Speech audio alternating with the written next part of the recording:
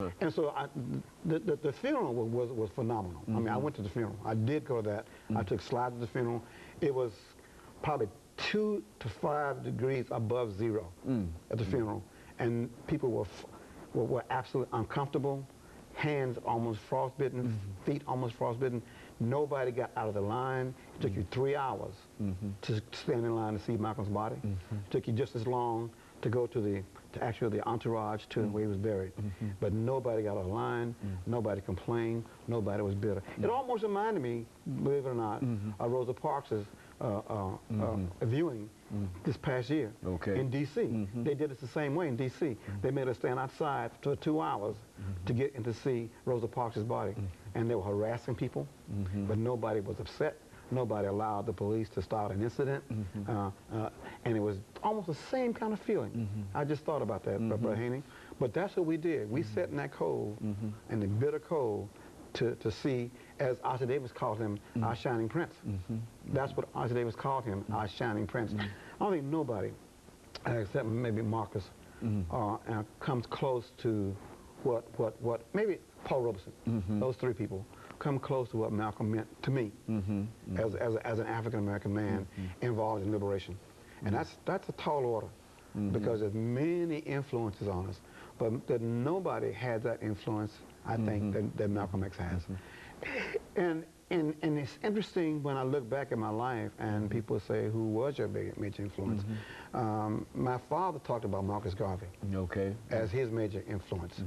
And as I became a man, I would say those 2 men also are my major influences, and Malcolm and Marcus. Malcolm and Marcus. I think Malcolm set the tone for how you do not be deceived by your oppressor. And that means sometimes you pay a price. And it's interesting that Malcolm said to us, and on some of his recordings, is he wanted to know and wanted King to know that probably America was going to take them both out, whether you're violent or non-violent. It really didn't matter. It didn't matter. It did not matter. It didn't matter that he was a leader, and that's what America couldn't understand. Exactly. Didn't like the fact. If you're a token, like Clarence Thomas, you rise. You aspire to be all you can be, and you become all you can be that they want you to be. But if you take the Malcolm's position as we're African people born in America, right? Then you get a different kind of flavor how the system responds to you, and how they see you, and how they view your threat ranking, and that's what he taught us to do. Well, you know, looking back over the last 3 minutes that we have here, what would you say, in a real sense, is the legacy of Malcolm X? You know, we talk about Garvey, we talk about King, but what about Malcolm himself? I would hate that he would become a cult figure, where we think he was perfect, because he wasn't perfect, obviously. But if you look at Malcolm's children compared to King's children, I mean, just compare those. Okay, Malcolm's kids are doing so much better than King's kids. They seem to be on point. They seem to be producing. They seem to be contributing. They seem to be growing. They seem to be creating networks. Whereas where Martin's kids don't seem to be able to quite cut it. They don't seem to be able to take the daddy's legacy and build a network and take it to another level. I think that what the ultimate goal that Malcolm wanted all black men to do is just to look at yourself as a very special man. What will you leave behind here? How will you dismantle the America that we know? Because he always said,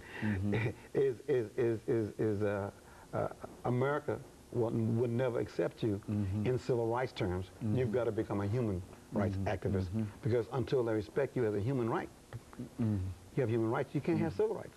As long as the Constitution says, he said, as long as you're 2/3 of a human being, 3/5 or 4/5, no civil rights is going to ever allow you to walk into the arena of mankind and hold your head up high, because someone has decided to fractionalize you. And Malcolm saying, he constantly said, never let anybody decide because you have African blood in you that you are not part of the human race. I think that's his legacy. You know, last minute here, one thing in reference to King, a lot of folks who talk about King's assassination will tell you that their world came to an end that day.